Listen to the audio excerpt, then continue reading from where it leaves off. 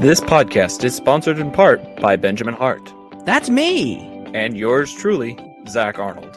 And by participation from listeners like you. So let's tune in to another episode of IPC. IPC. IPC. IPC.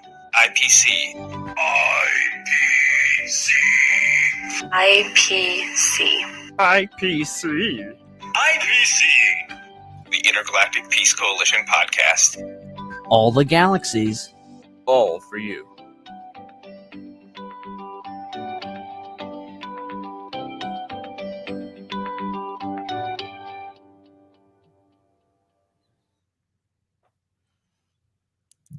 Why, hello there, ladies and gentlemen, and welcome back to another fantastic episode of the Intergalactic Peace Coalition podcast, also known as the IPC, and we're broadcasting live right here on YouTube, on Fandom Empire, and it is another fantastic episode. It's a quite an interesting one that we've been looking forward to. Thank you guys for your patience, because we were not here 2 weeks ago for our normally broadcasted episode. I was doing stuff. I was at Disney World. I'm sorry. Stuff happens, okay? It was my birthday, okay? I deserve some time off from this thing. That's a very good excuse, Ben. I'll take it. Yeah. So, look, I'm taking it, but no more breaks in sight for the time being. We've got a lot lined up over the next few months, actually, because good old Zach Arnold, he's going to be coming back next episode, and I believe we're going to be talking about Moon Knight and celebrating our 8th anniversary, if you can believe it. Going to be wild. Cannot wait to get into that. But right now we're focused on this episode, and tonight we're talking about a little old show that caught me by surprise. A show that I was not at all excited about, but I ended up watching and I was like, this is great, and I would love to devote an episode to it. And of course, it's Peacemaker. And I put it out to some people and said, hey, you guys want to actually come on the show and make an episode happen? And what do you want to talk about? Well, someone answered the call, and it was our good buddy Chad from the Star Wars Culture Podcast. How's it going, my friend? It's going pretty good. How about yourself, Ben? I am doing great, and I'm so glad to have you back on the show. It's been a little bit. But you're a resident DC expert. I guess. And it feels, I mean, you're the closest thing we got to it, so you got the title, okay? That's fair. That's fair. The only times I've been on here has been for DC, I guess. Well, I mean, normally speaking, when you want to come on the show, it's like it's a DC topic. And I'm surrounded by like Star Wars. Yeah, there's not a Batman in sight, but yeah, you're the DC expert. Okay. He's off camera though. To be fair, Batman is off camera, so That's fair. That's fair. You just need to turn the camera a little bit when you're talking about DC. I won't expect you to do that tonight. But yeah, Peacemaker.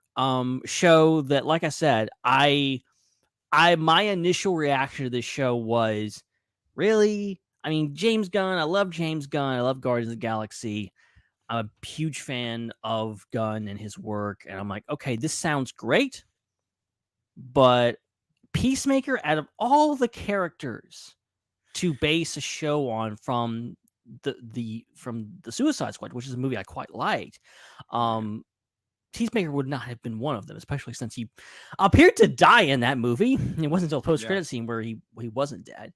And but it really surprised me, and I even held off watching it because I'm like, I'm not really excited of this. And then I started hearing a lot of really great things, and I'm like, okay, maybe I need to watch this. And I'm really glad I did. It took me a little bit to get into it, but I really, really enjoyed it. I don't know, how did you come away from this one, Chad?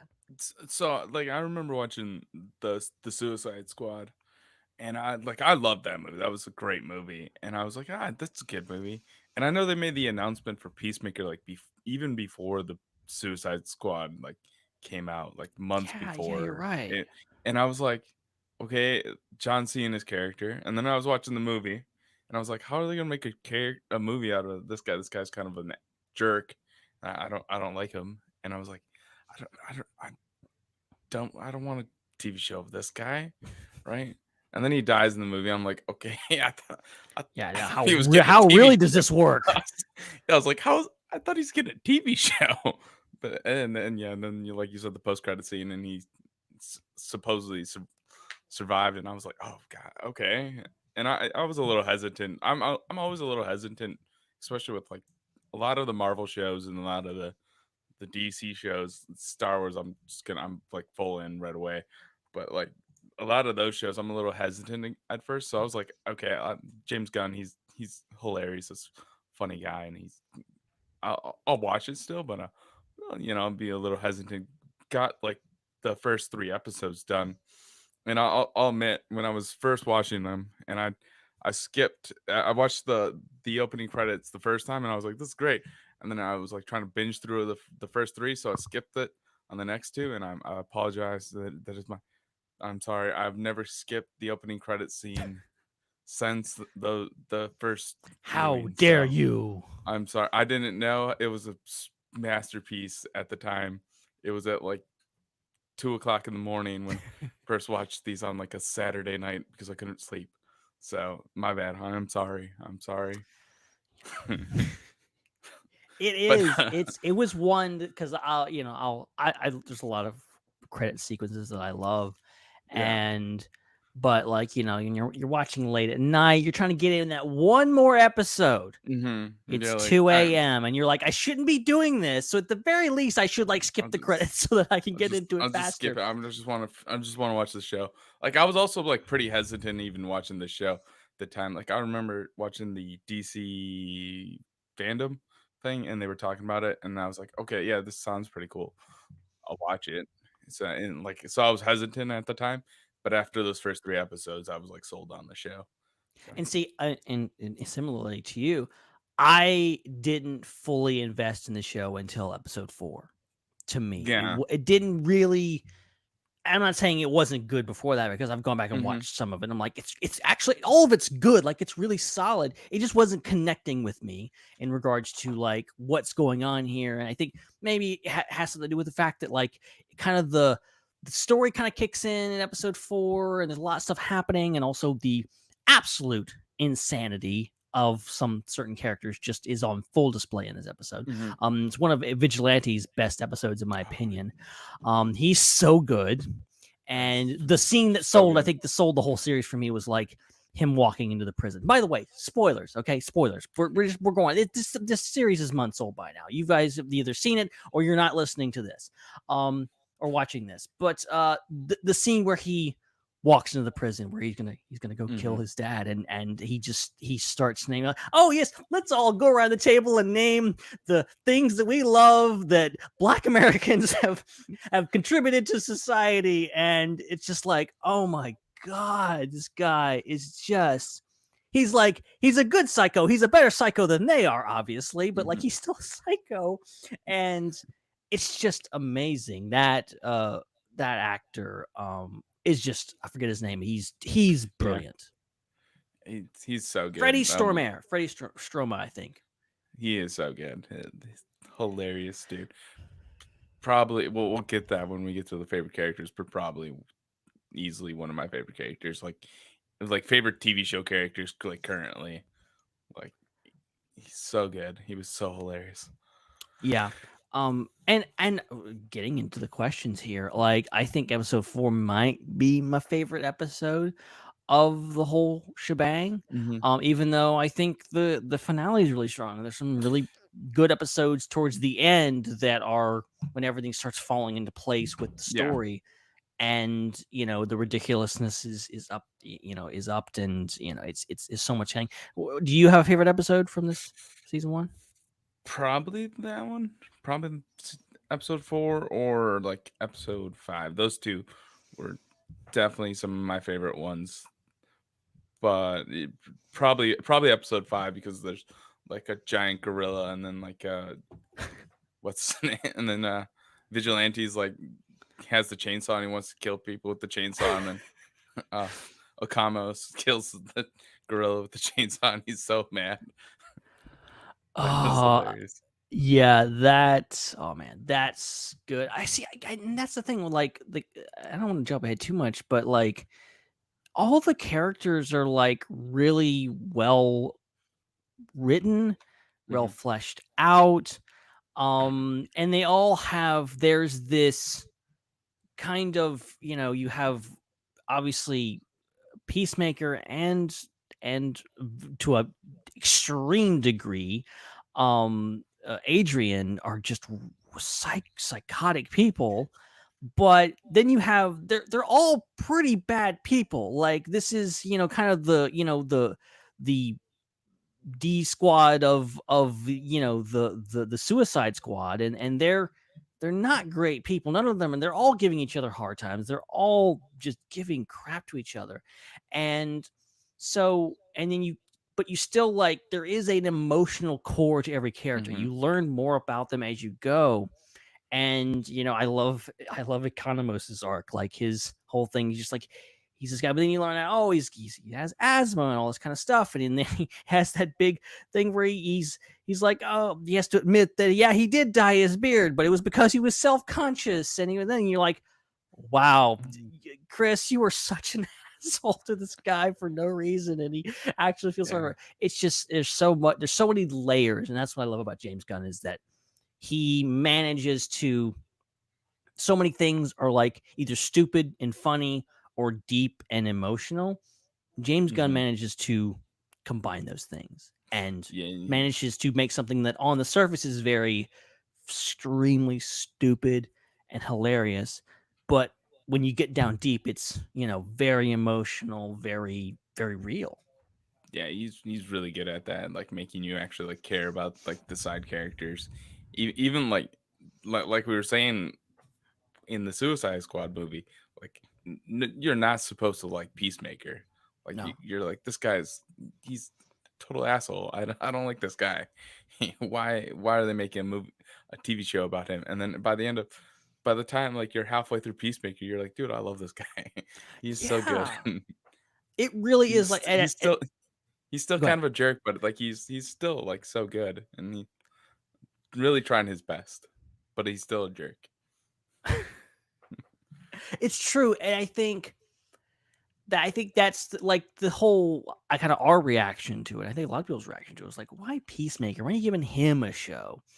That's the whole point of it, really, is to take kind of the most who really becomes in the Suicide Squad. He's the villain. Like he in the third act, like he's the bad guy. He's the one Oh that's yeah. trying to do the bad thing, and they're trying to stop him. And he's the most kind of irredeemable of the irredeemables in the Mhm. Suicide Squad. So you come out of that going like, why would they do that? Well, that's exactly why you might give him a series, to flesh him out and to give more depth to this character that's just, oh yeah, he's just, he's willing to kill a bunch of people for peace. That's kind of psycho, but it's, when you deconstruct that, it's very compelling.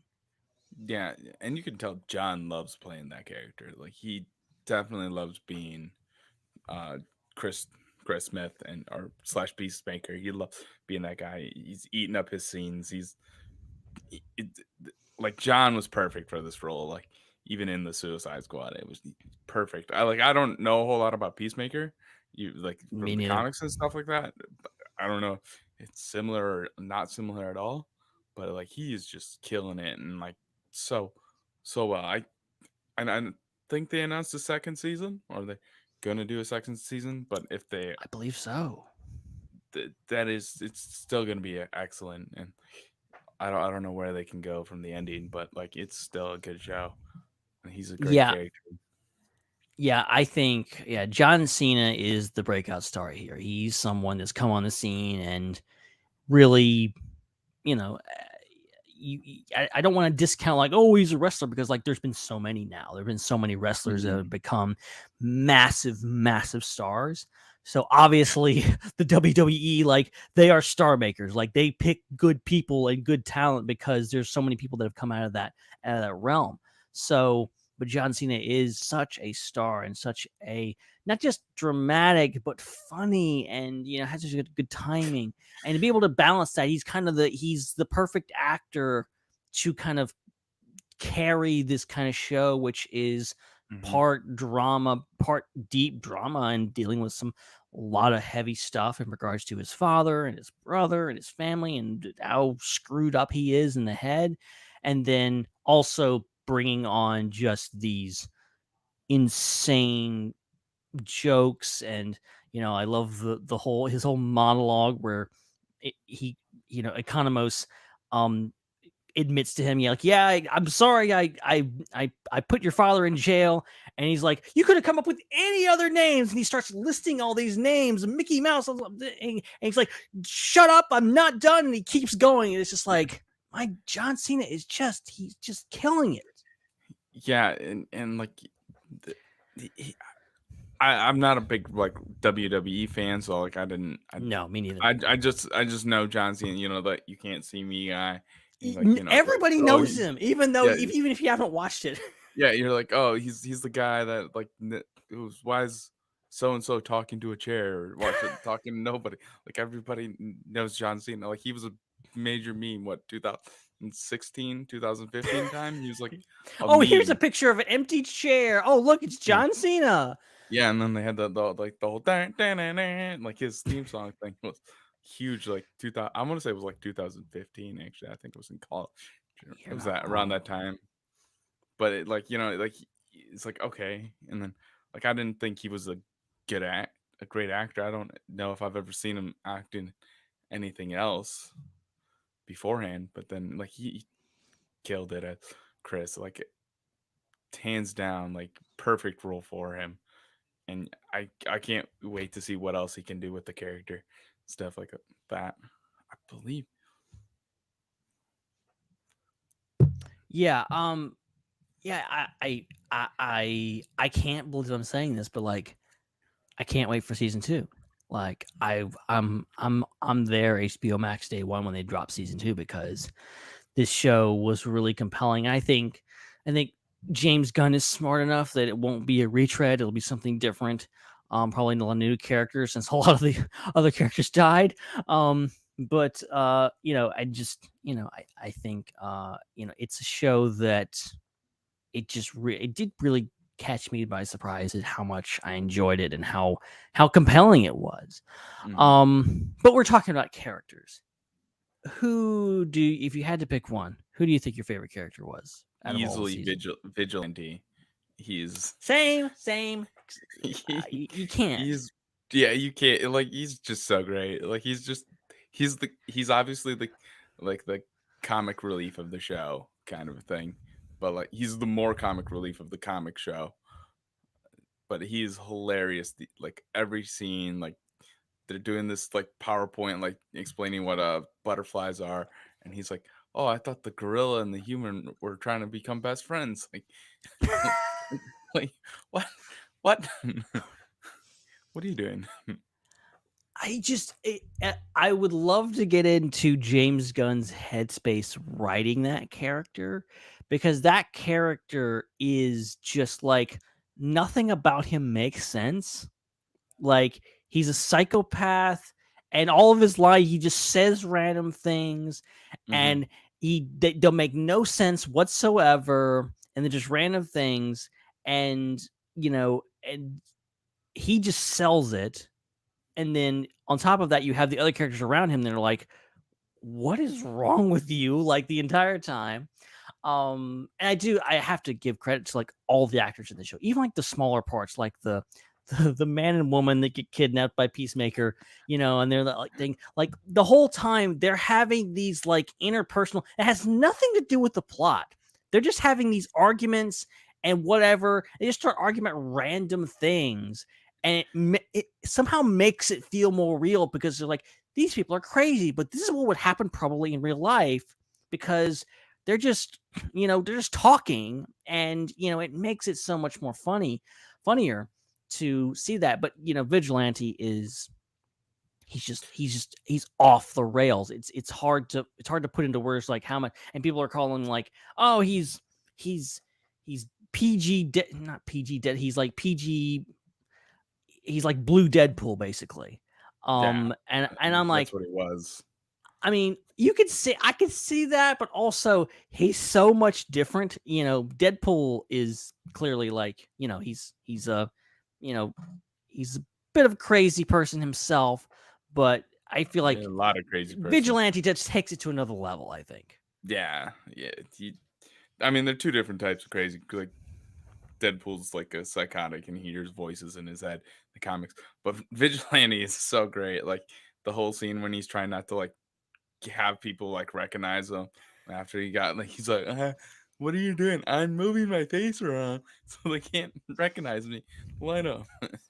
And then like he's like, oh, are you when Autobot is like talking to him outside the prison and she's like, are you Vigilante? And like, Vigilante? No, I don't know who you're talking about. I'm not Vigilante. Like changes voice. He's so good. It's like no one could be like that stupid. Like he's just stupid in so many things that he does and says. And you know, I love this, you know, I don't know. I would take a whole series just with him. And I was devastated. I think it's in the second to last episode, maybe, where there's like a fake out where like his dad like blows him up and he like disappears. And I was like, damn you, James Gunn. I knew this would happen. You made me fall in love with this character and he dies, but then he's fine. So I was delighted to hear that, but I was very mad for about 5 minutes during that episode. Yeah, he was like dying the entire time in like the 7th episode because he was like fighting the White Dragon, Peacemaker's dad. Right. He, like, threw a great grenade at him and then like it blew up like right in front of him. And then he was like hiding in the trees, like, oh no, he died. I was like, where's his body? Did he die? No, why'd you kill him? And you found out he's alive, and you're like, oh, thank God he's alive. Right. And speaking of the White Dragon, my God, Robert Patrick as that character, just amazing. Robert Patrick, I think it's safe to say he's really good at playing assholes. He's really good at just playing just evil people. And, you know, obviously the Terminator was just like this silent but deadly thing that was just like, I'm going to kill you. This guy is just like basically all talk until you get to the end. But the things he says, you're like, how can they even get away with saying stuff like this? Like, I didn't even know that was possible. I don't, definitely not, that wouldn't fly on network TV, but like, even though you're, and then you just like, you hate him so much. Like, I don't even want to say I love to hate him. I just hate him because he's so terrible. And then on top of that, he's just horrible to Chris. And that's, you know, that's what makes the whole thing with their relationship just so it's gut wrenching. Yeah, he is so he is an unlikable character from the get-go. Like you meet him and you're like, I don't like this guy. Like you're not supposed to like this guy. And if you like this guy, you're messed up. You're not supposed to like him. Yeah, you're taking the wrong messages here. You're taking the wrong messages if you like him. But he's an unlikable character from the get-go, and you're like, like no. And then you're like, oh, that's why Chris is kind of an asshole the entire time in Suicide Squad, is because he was raised by an asshole. That makes sense. Yeah, I mean, it obviously puts his craziness into context and explains it to the most dramatic and real degree in regards to what happened with his brother. I think it's also a great commentary on like the fact that he's so terrible, and even as terrible as Chris is, he's not a racist. He's not racist or anything. At least doesn't seem to be. Like he's a step towards the good side with his in comparison to his dad. But you know, he still wants his dad's approval. He still puts up with so much of his dad's crap when his dad's just saying horrible things about him and saying other horrible things about other people. but I think it's a great, like, it's I don't want to say it's relatable because like this is it's so ridiculous and so terrible. But I feel like some people might be able to relate to this because there are a lot of people that, that's the one thing with like parents and stuff like that. You still, even when some people's parents suck, they still want their approval. There's this back and forth thing. And thankfully, I cannot relate to this. My parents are cool. They're awesome people. But, I can understand where people are coming from in regards to like, even when you don't have a good relationship with a family member or whatever else, that connection is still there. And you still even subconsciously will be like, okay, things. And I think, and not to say that the messaging of the show is you should probably shoot that person in your family that you don't see eye to eye with. But I think, it also, you could take it in a literal sense and say, hey, you need to not put up with that and cut that person out of your life. So I think James Gunn has a history of like telling some very real stories with very fantastical elements. And it really hits home a lot of times. Yes, it does. He is so good at that, and it's just like, yeah, like I said, you're not supposed to like him, even when even before he goes to prison. You're like, I don't like this guy. He's trick, and then you go to prison, and then you realize who he is, and you're like, oh yeah, definitely don't like this guy. Yeah, he's one of those. Yeah, when he gets in prison, and because you're thinking like, oh yeah, they did a good thing by putting him in prison. No, not necessarily. Nope. Not necessarily. It gets even worse. Nope. But the other villains here are the butterflies, and I love like the understanding from the get-go is just like, yeah, you guys are really bad at like code names. Like the last time this was Project Starfish was a giant starfish, and now butterflies are literally just butterflies that burrow into your thing. And horrific how these things work and whatever else. And probably my only criticism with the show is the fact that it's very, very close in premise to the Suicide Squad. It's, instead of a face hugger starfish, it's a a head burrowing giant things. It's different enough. It's a very small criticism. It's almost more of an observation. And the fact that I think they did it really, really well, I could totally give it a pass. But it is.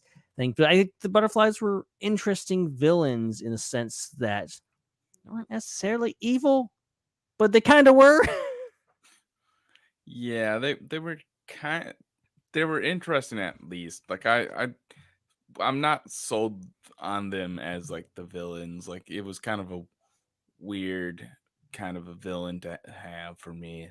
But like, I mean, it makes sense, I guess. I don't know, like the entire time, like the presence of like them trying to like show up and like how they're taking over the world, it's kind of weird. But like I was like, all right, okay, I guess it makes sense.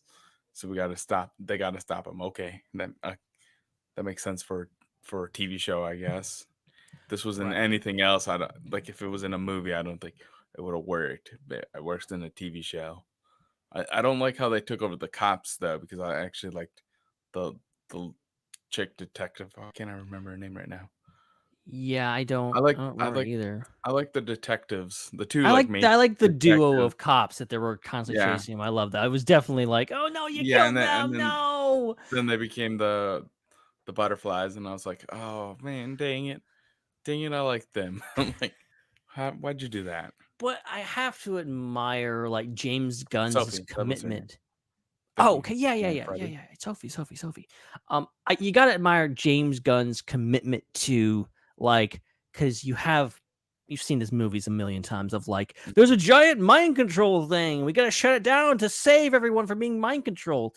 Both in the Suicide Squad and this, once they get the thing in there, they're dead. There's no way to save them. It just burrows into their head, and it's awful. And then they're dead basically. And I as much as like it's, oh god, it's gruesome, and it's very it's very very disappointing when your favorite character gets a giant butterfly in their mouth. It Yeah. also ups the stakes of like, especially when like near the end when Harcourt gets one and she's trying to like get it out, Yeah. and thankfully And Adebayo helps her. It ups the stakes of like if it gets in there, you're done. Like it's really horrific. yeah, and I mean, like, to go on like the cop characters, they were hilarious. Like there were Yeah. some good like side character cops that were I don't know if they were named at all, but like they were just hilarious like side like C characters that were like, okay, you know, like they're kind of funny, I guess, and then they all become like the things you're like, oh no, like they were all hilarious. They're all terrible at their jobs, but yet funny. Yeah.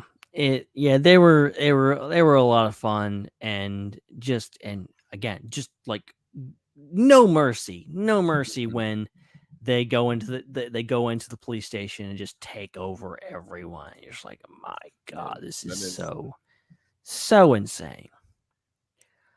But and speaking of some of the supporting cast, I liked everyone. I think everyone had a really good game. Harcourt, Adebayo, even Mern. I loved his whole kind of the switcheroo of like, hey, he's one of them, but he's working with us, and that whole thing. And I think was very compelling, and made for some interesting plot twists, especially towards I think it's episode 4 or 5 when you get that reveal that hey, he is one, and you think he's gonna kill Adebayo.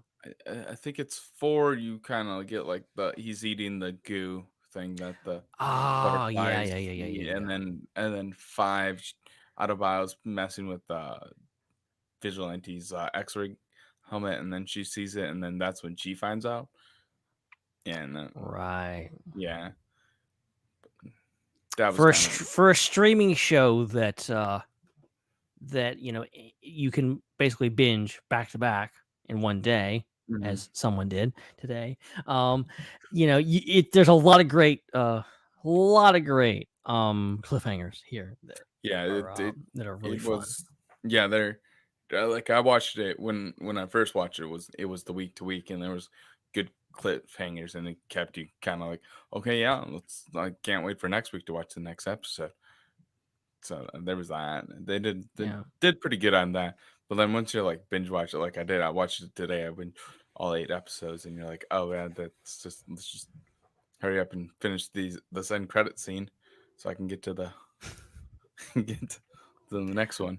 I love the end credit scenes. I love the little like almost but not quite outtakes where it's like alternate scenes. Some of them seem like outtakes, but like a lot of them just like additional scenes of them doing stuff. It's just like, and then again, and trains you to watch the credits, and you're not disappointed because it's great. Yeah, it's like you can't skip the credits because there's something there, and then he's like forcing you to watch the credits so you can get that, because that's how you get to the next episode. And I mean, I've seen a lot of comic book shows, obviously, by now, and there's none. I don't think any of them had a post-credit scene on literally every single episode. So that's impressive.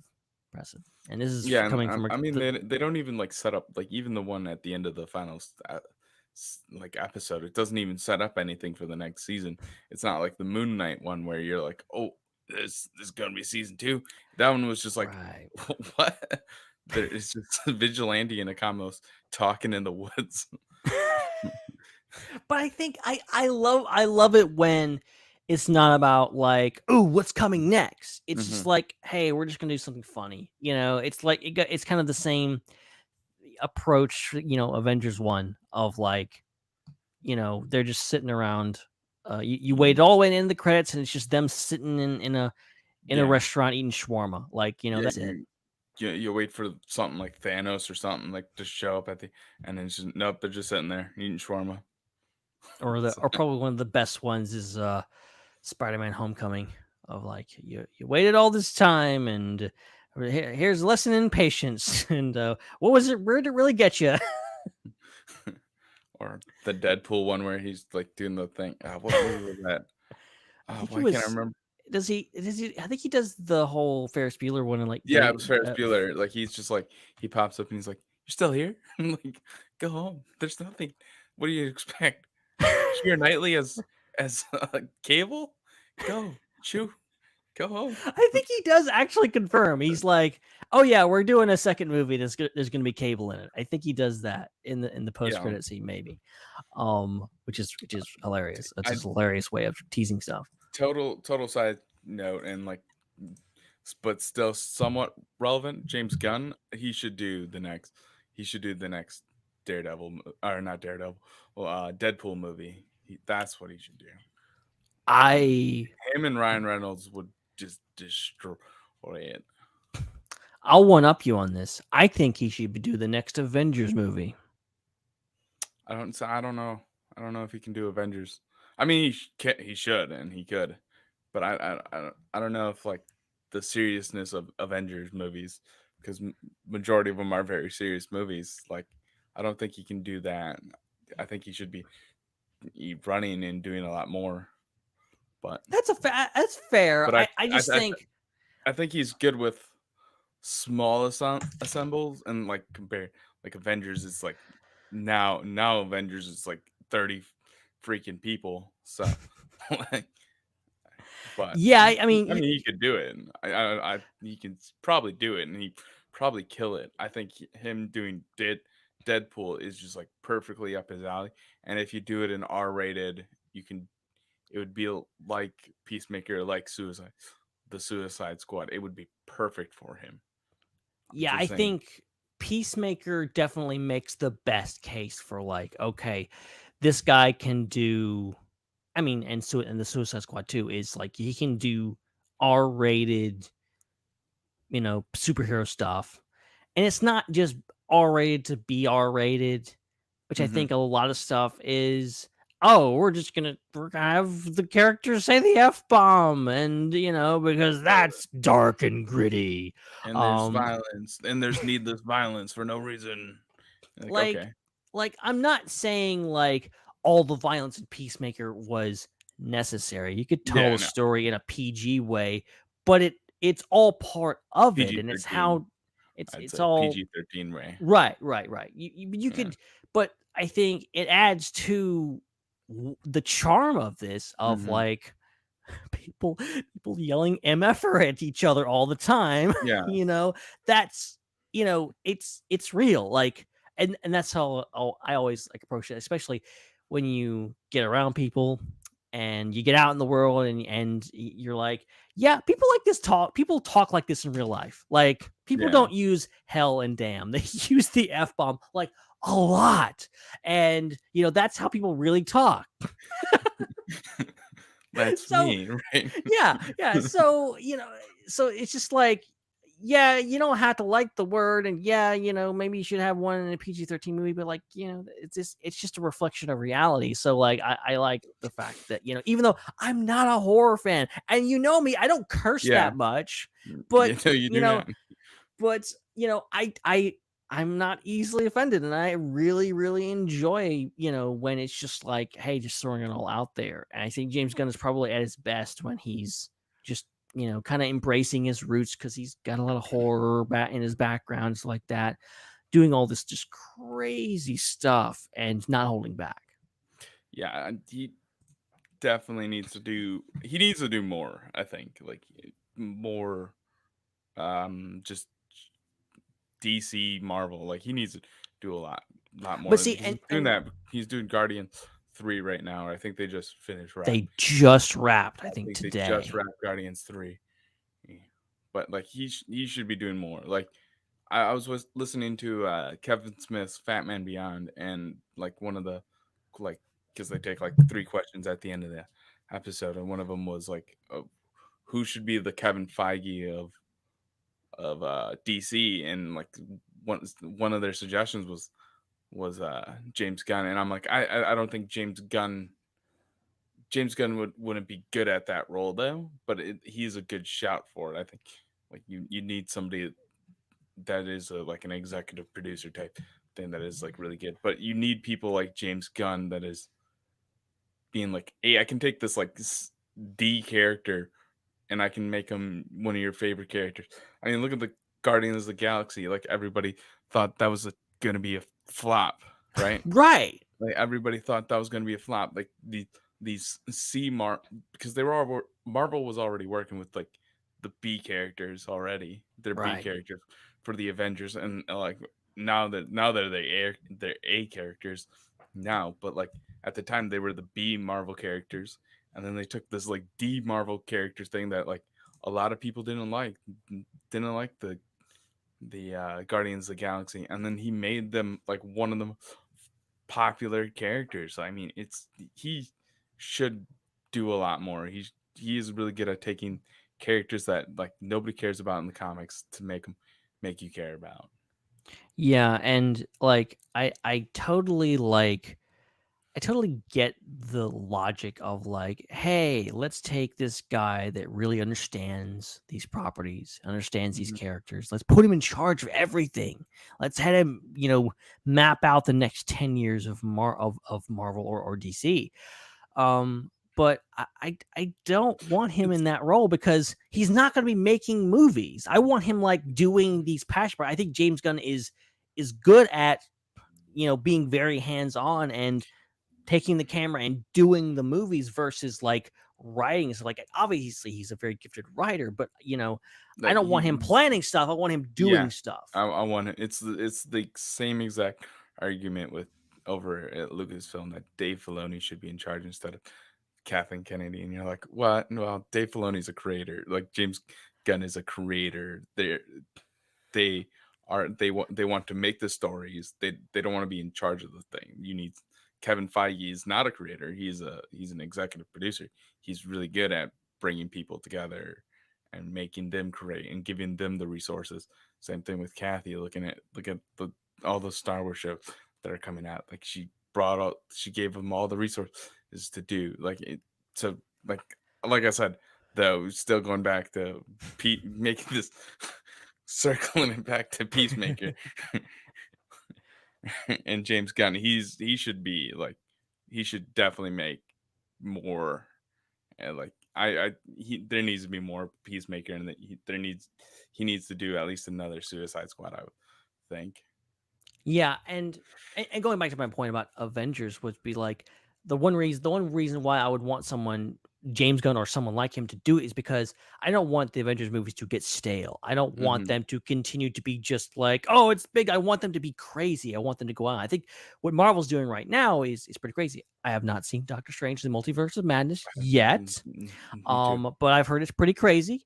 And it seems like a step in the right direction for that franchise of just like, hey, let's just get this really good director and push it out Mhm. there and just let him loose.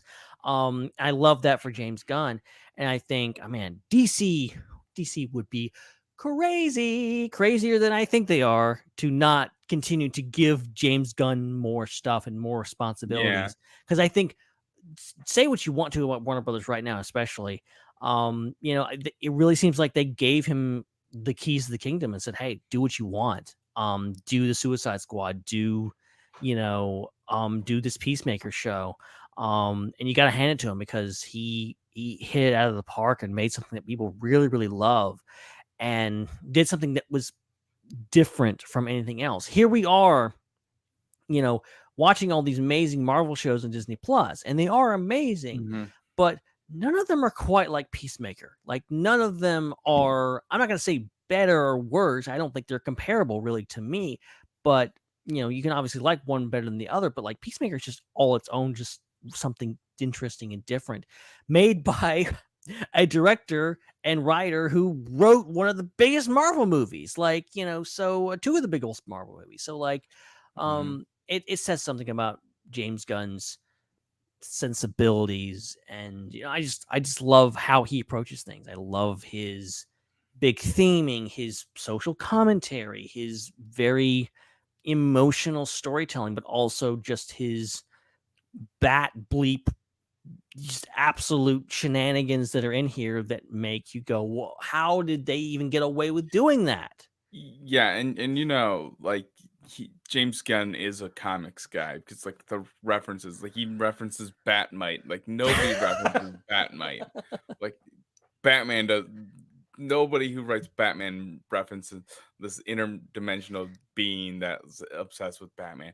He's got like all the like, oh yeah, did you hear uh Aquaman F's fish like the entire time like that. It's hilarious. Like nobody does that. Like he's throwing in like the whole Green Arrow. It's like a brony thing or something like that. And like like the old guy, his dad's neighbor's like, oh, Batman's got a villains. Do you got a menagerie of villains? And he's like, I kill my villains. That is low key like one of my favorite scenes in the whole series is him just going off on that old man. Like, he's a dark creature of the night. How many people have indirectly died because Batman was too much of a bleep for not? And it's like, it's like that's hilarious, and also he's completely right. I love Batman, and he's like, you're like, oh, he's so right. He is so right.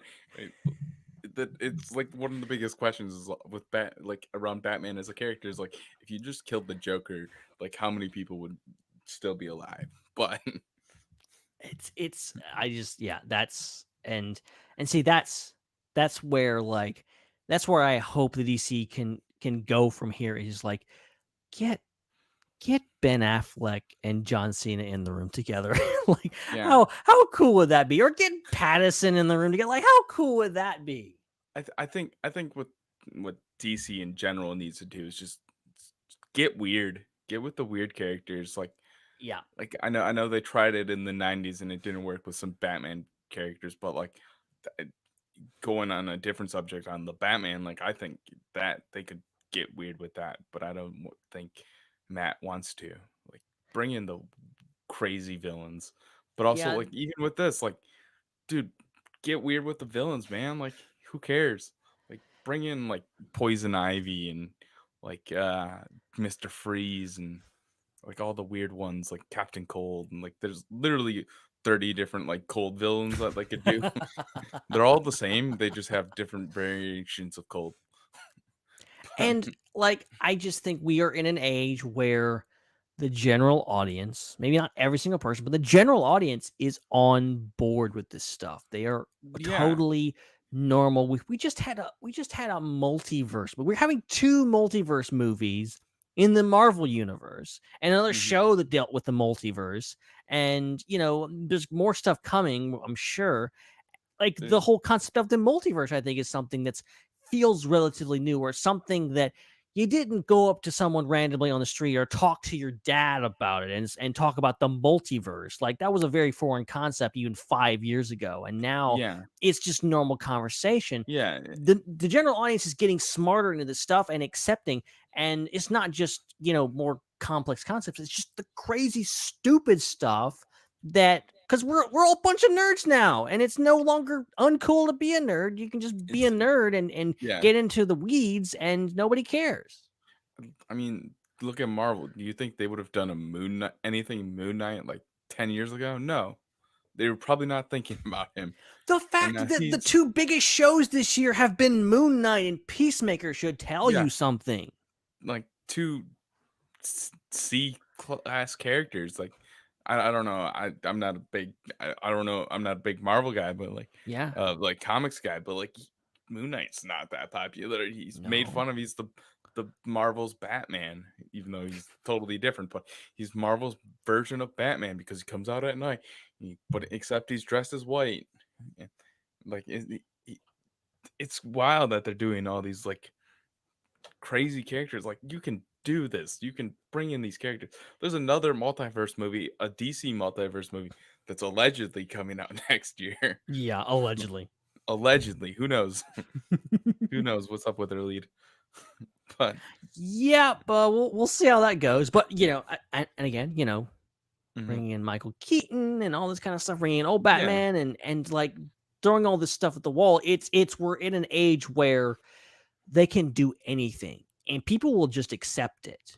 And it's no longer, we got to put them in black spandex to make it look cool. We're not in the early 2000s anymore. We're at, the stage where we have comic accurate costumes with comic accurate stories, and taking the most ridiculous elements and either making them sincerely like dramatic and compelling, or just making fun of them and just Yeah, throwing them out yeah, there, and that's what works.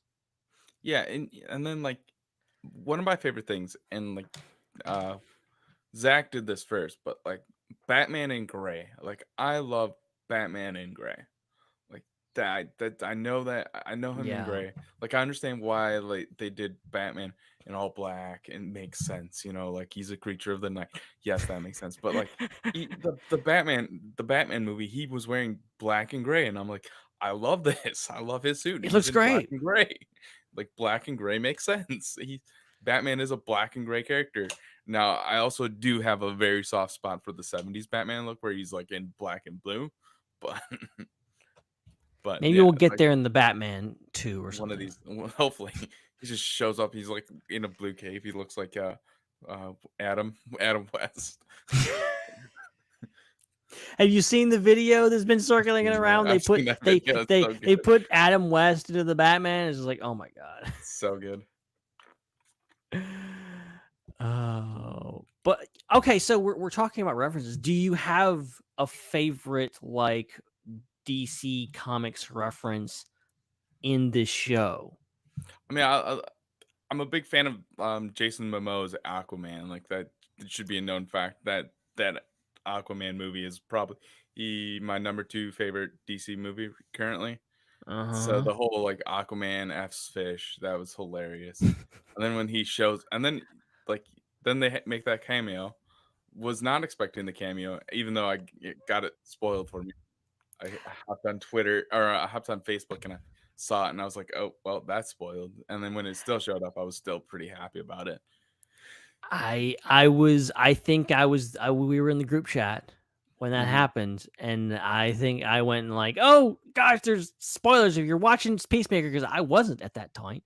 And it's funny, I think the reason I watched this show was because I got spoiled on it, but because I saw that, and I don't know, I think I just saw like screenshots or whatever, but I was like, wow, they went there. Like, I am missing something by not watching this show. I need to get on this. And so, as much as I'm sure that was a huge surprise for people that watched it, the night it came out. Yeah. The fact that it was such a big deal, I was like, wow, this is really impressive that and it wasn't just like, oh, there's their silhouettes and they're standing there. It's like they got Jason Momoa and they got the other guy. They're both there. Filmed by Marvel, though. That scene was apparently. Yeah, I heard so. So there was like a thing where Marvel owed them a favor or something. Yeah, it was like last minute or something like that. Like the whole cameo thing. So and like, I think he was on James James Gunn was like doing something for Guardians. Yeah. And they like brought them onto the Guardians set to film those cameos. So technically it's like this weird instance of Marvel and DC working together. which should be a thing, because they shouldn't be rivals. No. There's the whole thing that they're rivals, but they're not. They're let me just say the something. exact same thing, just different. Let me just say something, okay? It is inevitable. I don't care if it's 5 years, a year, or 100 years. One day, there will be a Avengers versus Justice League movie, okay? It's going to happen. There's going to be DC and Marvel crossovers. It's not if, but when, okay? I may be dead before it happens, but it's going to happen, okay? And I'll be up in heaven going, I told you so!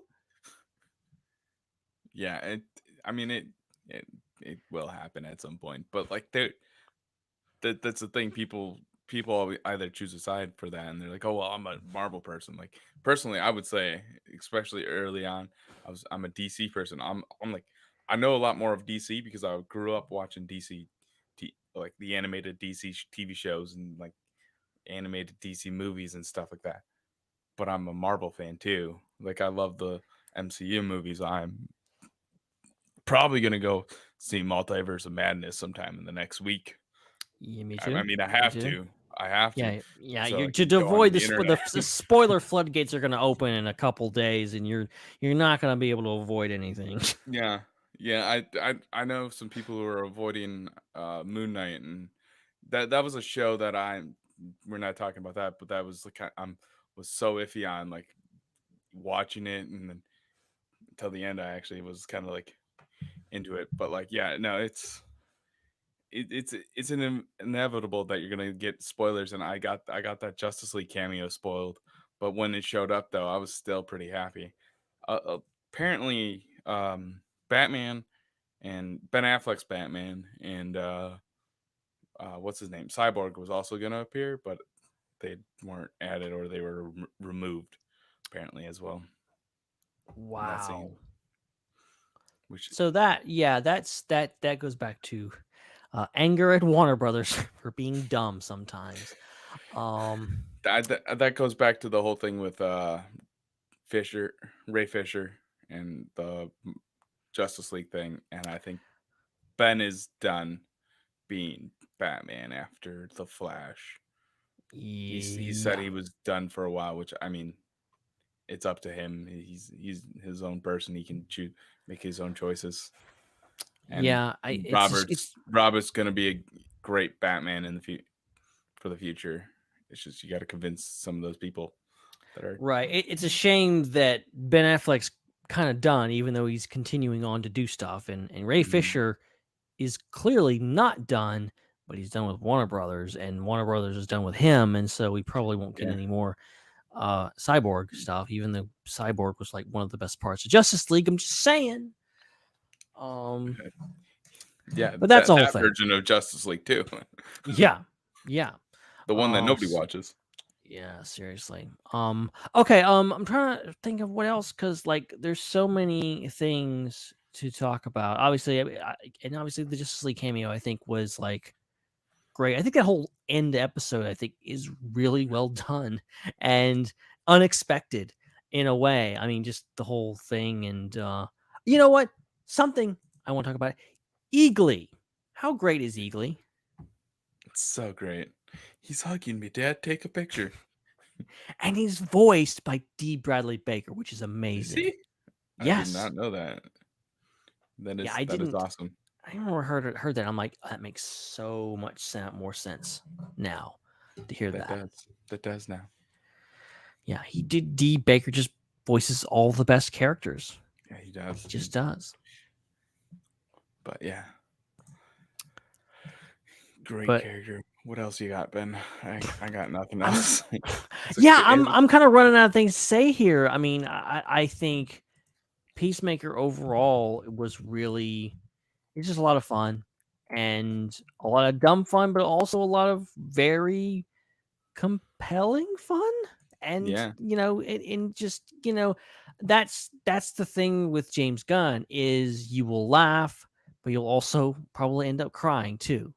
And it's just the way it works. And I think you know, again, I'm really looking forward to season 2. Can't wait to see what happens, where they take it, how they expand this out, what it could mean for, like, this is kind of the most in the weeds we've gotten with the DCEU. This is obviously seems to be set in that universe still. It's sometimes hard to tell what's in the DCEU, what's not. Yeah. But you know, they're referencing all this stuff in Batmite and Batman and all this kind of stuff. Like, obviously we're in this thing, and the Justice League is here, so whatever. So like, I'm curious. Obviously the DCU isn't going anywhere, at least for the next little while. So like, the more they get into this and letting James Gunn kind of guide it, I think is great. Well, I mean, they still got 3 more movies based in that. I don't know, X2 I would say, because Aquaman 2 and then the Flash movie. I'm not sure about. I think the next what's his name, The Rock's movie. Black Adam. Black Adam. That's his movie. So I don't know. I don't know if that one's based in that universe, in this DCEU. But I know, like I mentioned earlier, I was listening to Fat Man Beyond, and they mentioned that like the head guy the new guy, that's because they had that big merger, like Warner Brothers and Discovery. They want to try to tie everything together again, or try to. So it might be interesting to see what happens in the future. so maybe, but they might be resetting the canon with the Flash movie. So who knows? Yeah, there was all those rumors. Like, I don't really believe many of Yeah, them or any of them. and But there was this whole like, oh yeah, yeah, they're resetting everything, and you know, yeah, and I know Michael Keaton's gonna be in that. He's in that Batman or Batgirl movie. That's either gonna right. be in. They finished that wrapping that up. I think last week or a couple weeks ago. Oh, okay. It's either gonna be an HBO direct movie or it's gonna be they're gonna release in theaters. Who knows? But Yeah, it's going to be interesting to see. Obviously, you got what is it, Warner Brothers Discovery now or whatever it's called. Like, yeah, I think that's what's called now. there's been reports out that they want to do just something different. I will say that I don't think DC has been that bad off recently. I think the Suicide Squad was pretty good. Wonder Woman 1984. Look, okay, yeah, it wasn't the best movie, but I still like Gal Gadot, and I still want to see more of that character. I think the Batman was great. Like, I think they're heading kind of in the right direction. They Yeah, probably could still use a little more focus. And I think them talking about, okay, we need our Kevin Feige. I think that's Mhm.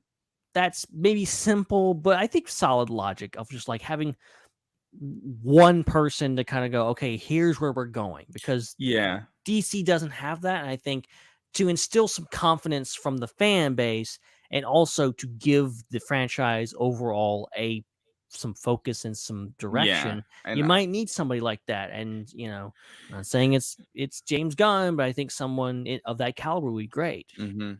yeah, and I know they announced a second movie for or Batman's getting a sequel. They Right. announced that at the what was that, CinemaCon or something like that.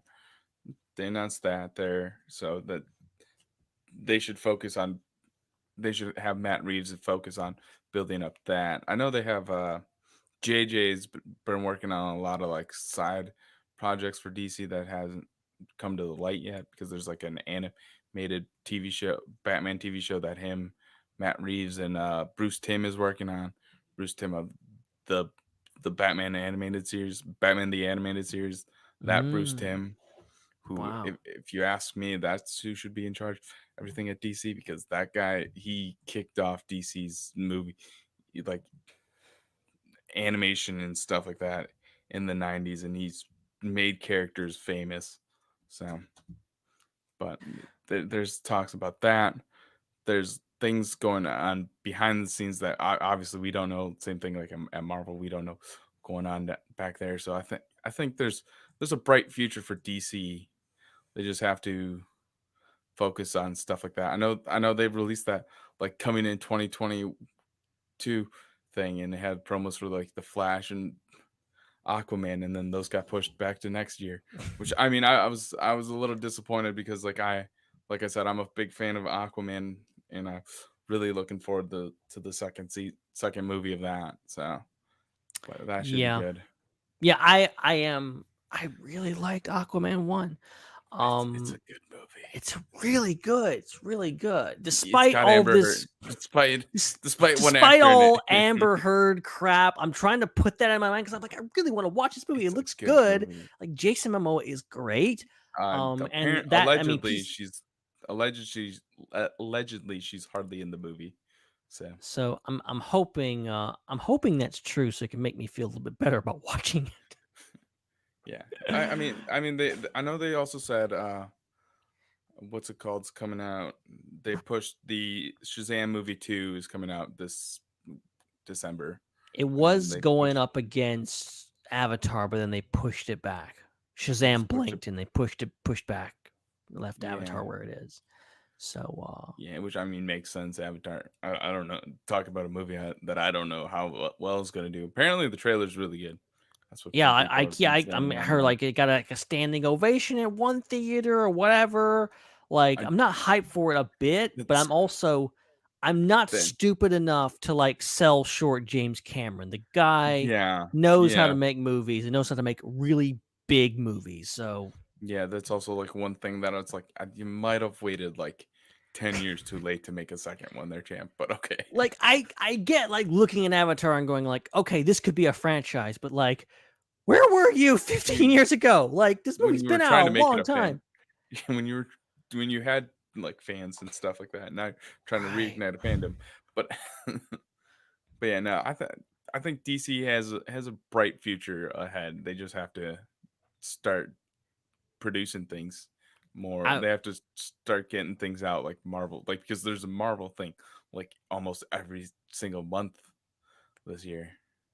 I mean, me and Zach have talked at length about this many times on this very podcast, and I still contend that don't sell DC short. Hmm. They've been through some rough patches, but we could very easily get to a point in the near future where Marvel hits a rough patch and they're the biggest joke.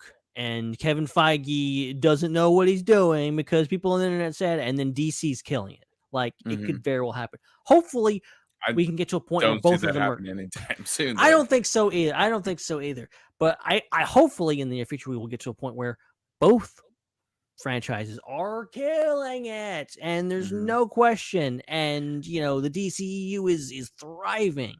All it takes is a little bit of tweaking, and I think you've got all the recipes for something great. And I've talked also at length about how I think DC has a leg up on Marvel in regards to multiverses and stuff like that. This is a part of their thing. This is we've been doing multiverse stuff since the Flash season 2. Yeah, like yeah, they have a very successful thing that's happening at the CW right now. Like I, that's still one of the things that never made any sense to me was like Grant Gustin is killing it as Flash, Yeah. not problematic at all. Yeah. Seems to be a great And person. he has a lot of fans. Why wouldn't you make him your Flash? But hey, no, you do you, Maybe man. they're gonna pull a Tig Notaro move and just replace Grant Gustin with the other guy. Replace the other guy with Grant Gustin. It could Yeah. still happen. But, I mean, like they have that. I mean, I haven't seen Superman and Lois' second season, but I've heard a few good things about it. So like they have a great thing happening. They put out an excellent Batman movie that was well received, and like they have good things coming for them. It's just they're just doing it slow and in a different manner. Everybody wants a lot of DC fans want them to be like Marvel and just knock out these things like monthly, but it's not. They're not going to. They have their own methods, and they. I mean, they've had a few duds, even like the Green Lantern movie. That was a big dud in the past. They went with the wrong character as Green Lantern. If they bring in John Stewart, where like there's he has a huge fan base. Like everybody growing up, who's their Green Lantern was like my Green Lantern was John Stewart. Like they have these opportunities. They have great characters. They have fans for like all these characters, and that they've had around that they've made popular since the 90s with animated TV shows and animated movies. That they have this time to like bring out like great products, and they can apparently bring out C tier characters that nobody's ever heard about and make them a star of a TV show, and everybody loved Peacemaker and Vigilante. And look, the first scene in Peacemaker is like talking to his janitor buddy. He's like, "I'm a superhero." Like, there's no Peacemaker superhero. Come on, Yeah, man. And then the juxtaposition later of him showing up in class for show and tell to do him a favor. I love hilarious. that. That was a good scene. That was And a good then scene. I think what's the line? It was circling around as a meme of the little girl asks, "Have you met the Flash?" And he's like, "Yeah, he's a douchebag." It's very relevant. It's just like, wow, Yeah, okay, he is. Peacemaker, Yeah, James yeah. Gunn, you nailed that one. Probably didn't even work with him. He worked with him one time and he was like, I don't like this guy. Yeah. And then classic, one of the last lines of the whole series is F you, Barry. That's a good one. That was a good one. All right. Before it gets any later, before we run out of time, I think perhaps it's time to get into final thoughts and plan scores. And guys, if you want to post your scores in the chat, what's up, Jesse? Thanks for joining us, buddy. If you want to post your scores out of 10 for Peacemaker, throw them in the chat. We'll try to read them before we knock off. But Chad, I'll go to you first. Kind of final thoughts on Peacemaker season 1 and your plan score for this one. I loved it. I can't wait to see another season. It took me to surprise. Like, I was not expecting to like it, and then when it happened, I was like, "Oh wow, this is actually really good. I love this." So good. Out of 10, I'm not a scorer person, so I won't. I'll throw a good old friend of the Star Wars Underworld, Din. It was 10. It was 30 Batmans out of 5 Supermans. So you can 30 take that as Batmans out of 5 Superman. Okay, I'm writing that down. 30 Batmans. you can take that as however you want. I don't know if that's a good thing or not. So. But I loved it. That sounds like you liked it. I mean, I'm not good at adding up. I'm not good with math, especially when we're adding and subtracting Batmans, Supermans. It's But a very confusing math, but I liked it. I loved it. so yeah, I think that's point taken there. And I'll just add, like I said, I really enjoyed it. I didn't expect to enjoy it as much as I did. It did take a bit to get into.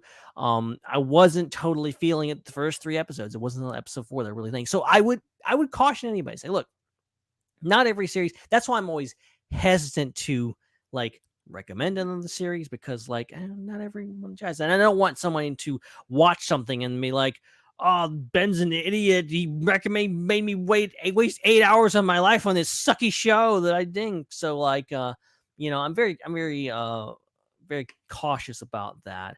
But I really do recommend Peacemaker. I think if you enjoy James Gunn, and if you enjoy Guardians of the Galaxy, and especially the Suicide Squad, I think you will enjoy this.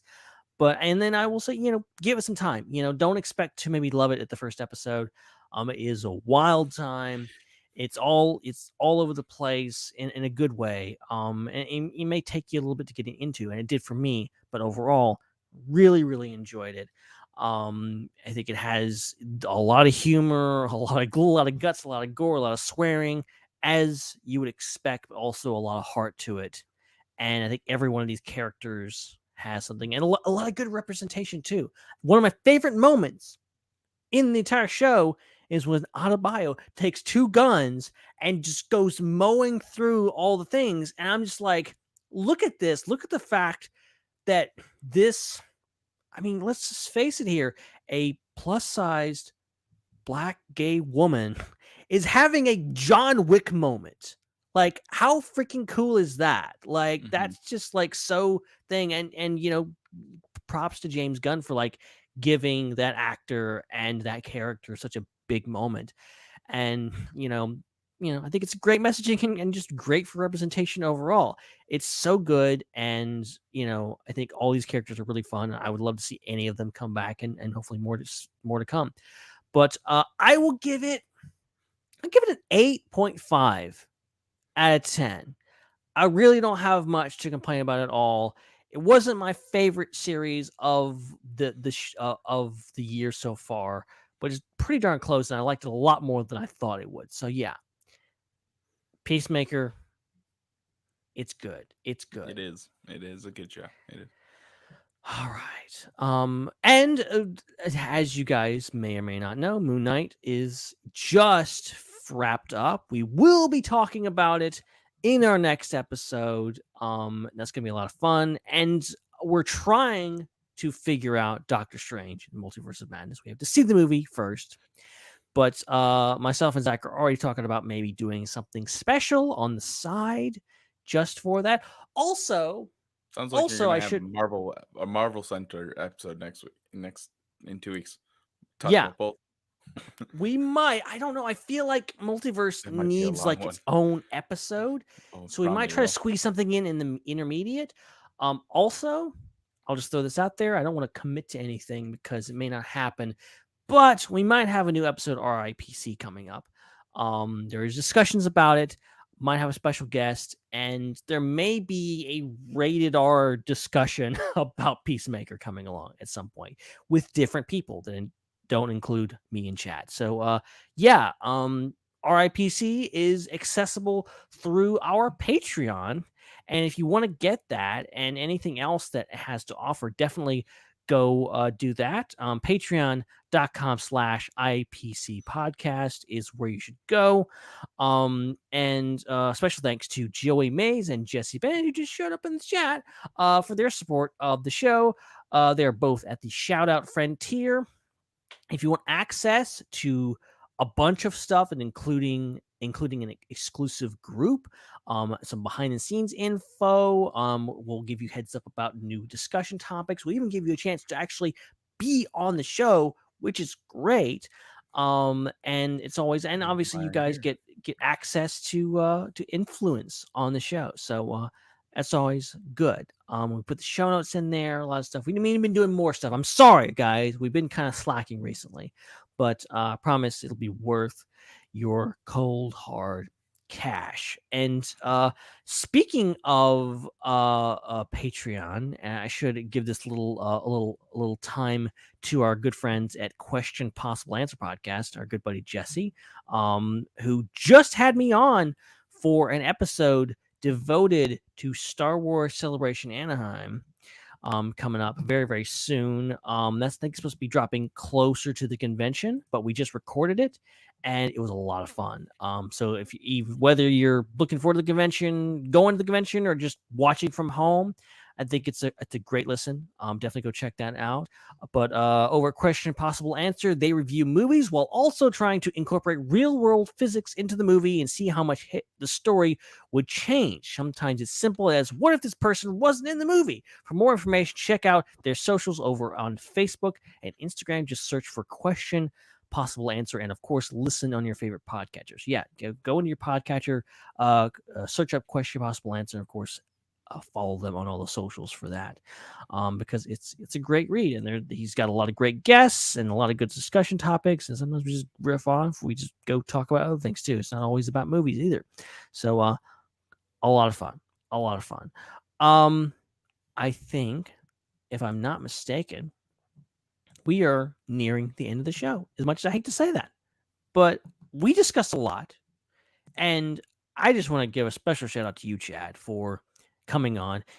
I've had you booked for like a month because you came to me like, hey, let's do this. I'm like, yeah, let's do it. And then stuff happened and we had to push it back. But I thank you for your patience. It was good reasons that we had to push it back. It was your birthday, so that makes sense. Like, you went to Disneyland. You went to somewhere where I haven't been yet, so that seems like good reason to push it back. So I'll accept it. Yeah, I'm glad you understood. Glad you understood. But yeah, I appreciate your patience. Appreciate you coming on again. Please take a moment, tell people where they can find you online, what you're doing, and how they can keep up with you.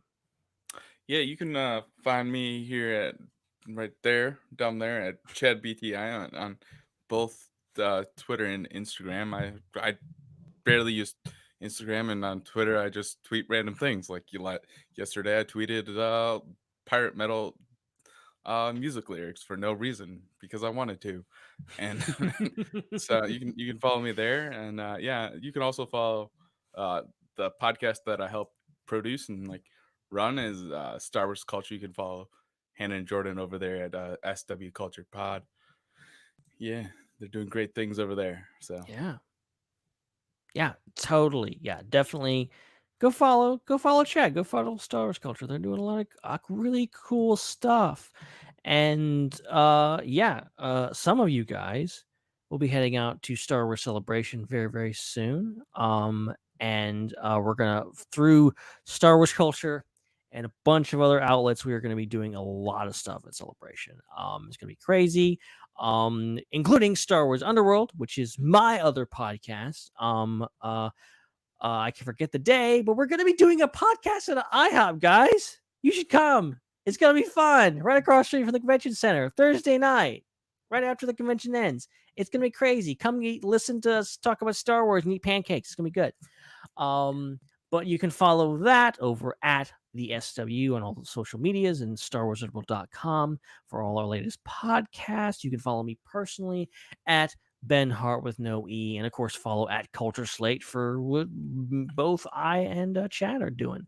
You can follow IPC at IPC Podcast on Facebook, Twitter, and Instagram. Keep up with all what we're doing and when we go live on here. And follow Zach at Zach the Voice on all the socials. Mr. Zach Arnold will be back next time. He'll be back in his official capacity. We've missed him so much. And finally, get him back in the chair to talk about more really exciting stuff. So definitely go check out over there and badger him. Say, when are you going to come back on the podcast? Even though Ben told him already when you're going to come back on the podcast, ask him just to drive him nuts.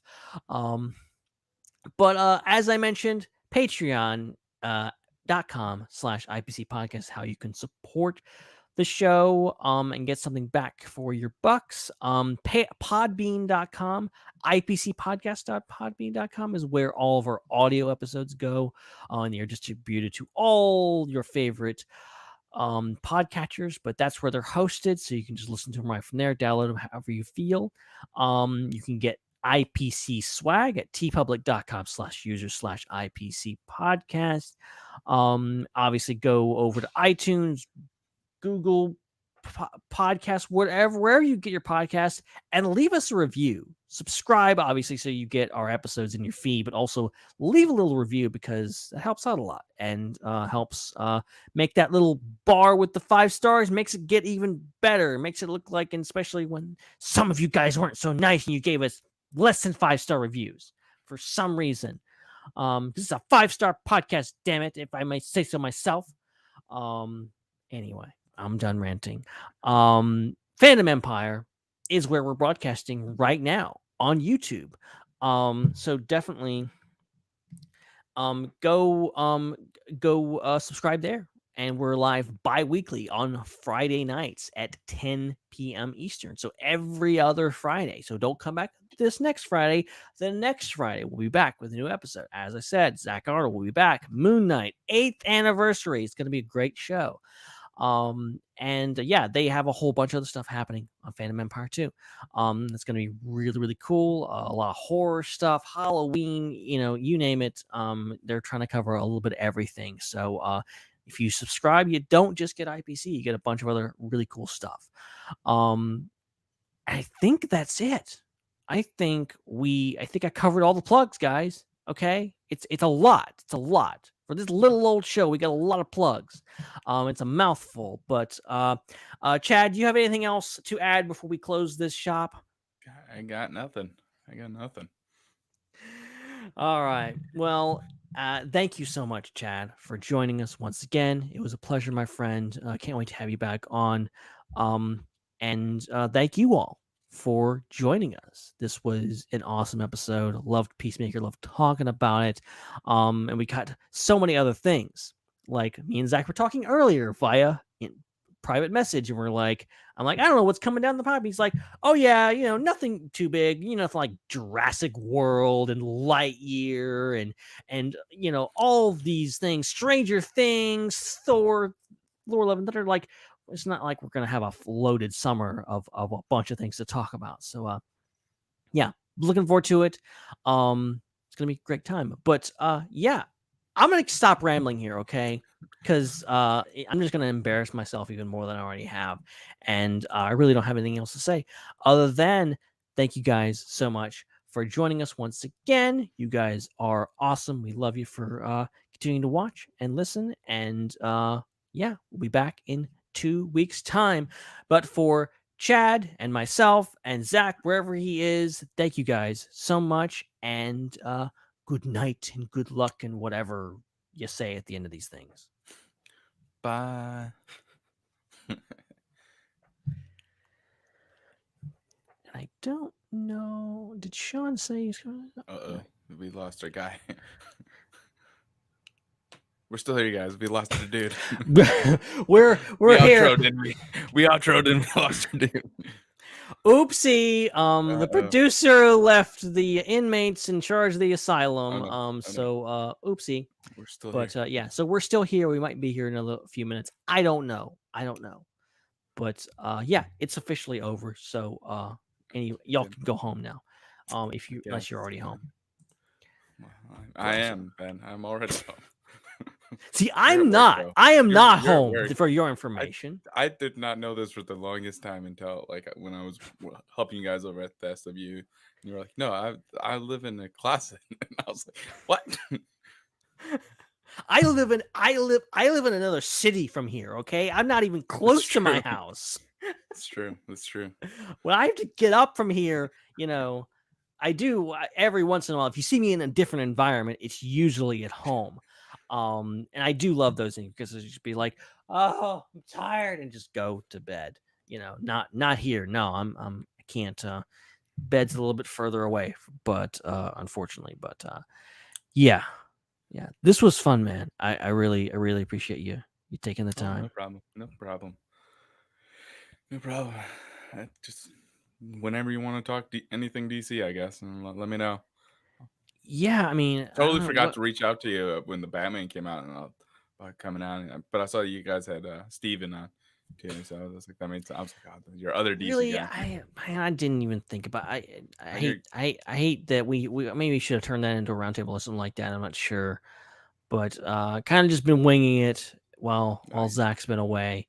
I'm not the best manager of this thing, but I'm glad Zach's going to be back in a couple weeks and we can start because we do.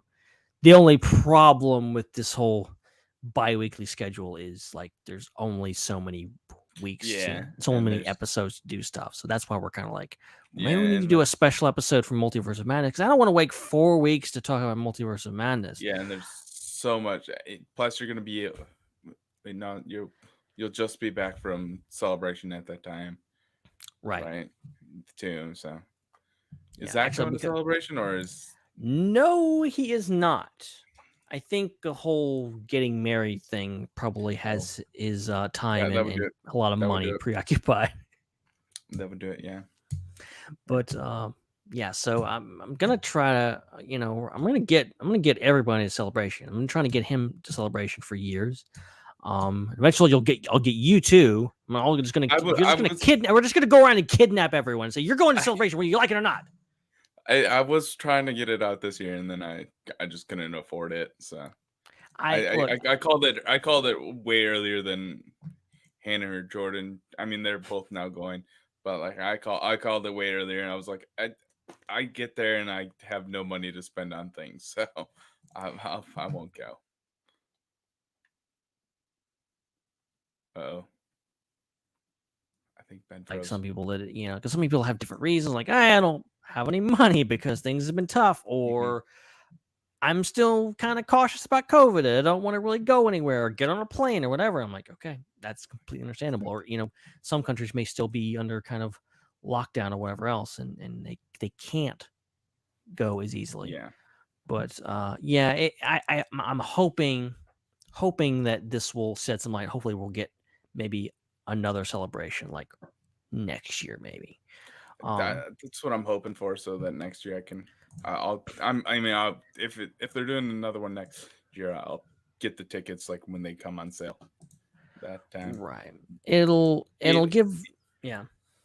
Also, like I didn't know that they were gonna resell tickets again, and so that that's why I kind of called it like I don't want to say that I'm going buy plane tickets and then be like, oh, we're not reselling tickets, guys, kind of a thing. Yeah. So and it's just it's a lot. So and this I'm glad to be going, but also I have to wear a mask and everything like that. I would, it's going to be a bit of an extra hassle. I'm willing to deal with it, but it'll be really nice, next year and the year after when all this stuff will be behind us and we'll have a relatively normal experience.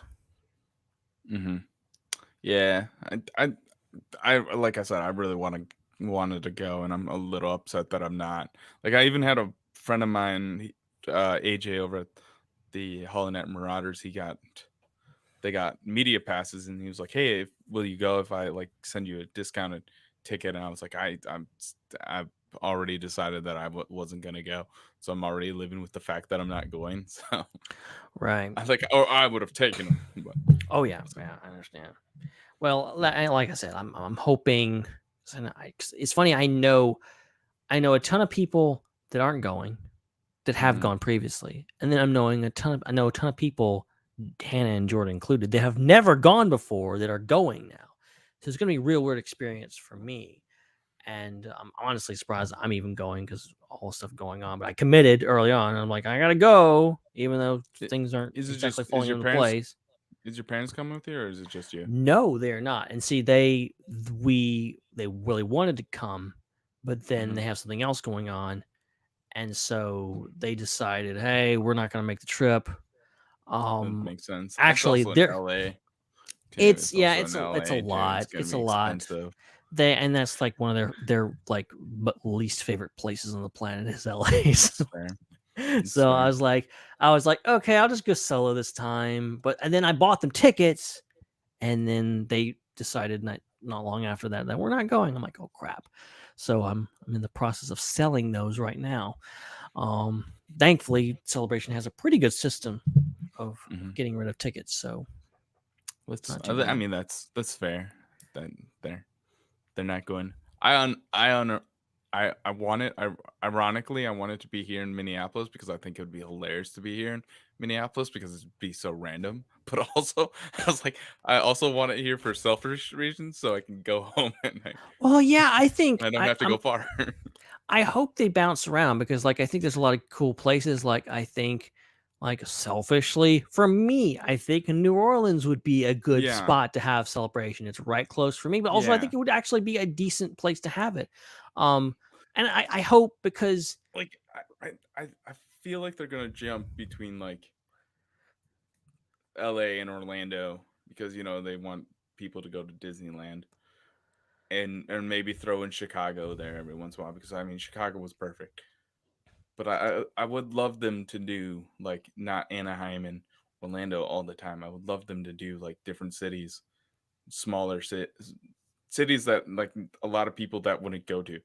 Like I said, I ironically wanted here in Minneapolis because I know like nobody's gonna come here. Nobody usually comes here but anyway. it's more centrally located than LA. My plane tickets would probably be cheaper if I had to go to Minneapolis instead of LA. It's so cheap to fly here. It's so cheap to fly here. I'd also bother my roommate and be like, guys, you can stay. I got 2 couches. But see, like, there's so many advantages to like bouncing around to different cities. Mhm. Is like, for one, it gives people, because like some people may go to Celebration, and maybe their only chance to go to Celebration, maybe a once in a lifetime thing, and because they can't fly halfway across the country. But if you put it in their neighborhood and they can drive to it, it makes it a lot easier. Yeah. And then also for people that can travel and can do the whole, travel halfway across the country, halfway across the world to do it, they're going to a new place they've never been before. And, I still want them to do Toronto. Like, they have to do Toronto at some point. See, I think they should go to. I think like how about like how awesome would be, like a Paris Celebration would be like how I like going to some like some really exotic cities like all over the world. I think would be cool, and I don't know. It just feels like a missed opportunity to just keep bouncing back and forth between Orlando and Anaheim. Yeah, but again, that's how it feels like that they're gonna do. They're gonna want us to go. They're gonna want people to go to their Disneyland and Disney World, which I mean, yeah, obviously that makes sense as a business wide. You want people to spend money at And like if I was going, I would have totally 100% tried to get tickets to Star Wars night. So like yeah, like I would totally go to Disneyland. Oh man, because it was, that thing is expensive. yeah, I know. I've seen a few pictures from the one that happened on the 4th that looked pretty fun because I saw Aubrey take Yeah. a few pictures for that. Oh yeah, and Which- like I enjoy. We went to one in Orlando and it was fun, but I don't remember it being like, I don't know, as fun as the amount of money that I paid to get into this one. So then I'm like, man, there better be something really special, because like the biggest advantage to me was like, oh, it's, you know, you get to walk on some of the rides and whatever else. But like, I feel like this one's gonna be more crowded, and yeah, like everybody's gonna want to ride Rise of the Resistance. So there's probably gonna be a line anyway. because it wasn't isn't it that one's just been open, right, or something like that. It opened up like this year or last year. It opened in 2019. It didn't. Like at the, I know. I think it No. opened in 2019 because it was like right before the pandemic, like right before. Yeah, maybe. But still, it's not been that long, and the Yeah. parks were closed for a long time. For a year, and for a year even and a half, after they were open, people couldn't get to them very easily. So, and then they had the whole virtual queue where you had to log in the morning, and then, but and then be yeah. like Chris and get lost inside Disneyland. Exactly. Still wild times. Exactly. Still wild All times. right. I hate to say it, but I think I need to run now. Where's we're still technically live here. We are still technically live, and we may So- still be live for another few minutes. I yeah. don't know. Sean says he is on his way, so he'll be shutting Okay. down the stream whenever he gets here. But we're gonna exit out of here, and something's gonna happen. It's probably just gonna keep going without us. You So- guys continue to watch and hang around and chat if you want to, but There are people still watching and hanging out and chatting. Yeah. Well, Chad, thanks so much for coming, man. This was a pleasure. No problem. And thanks for hanging around and chatting afterwards. Guys, thank you so much for watching and listening, and we'll catch you on the flip side. Bye. Bye.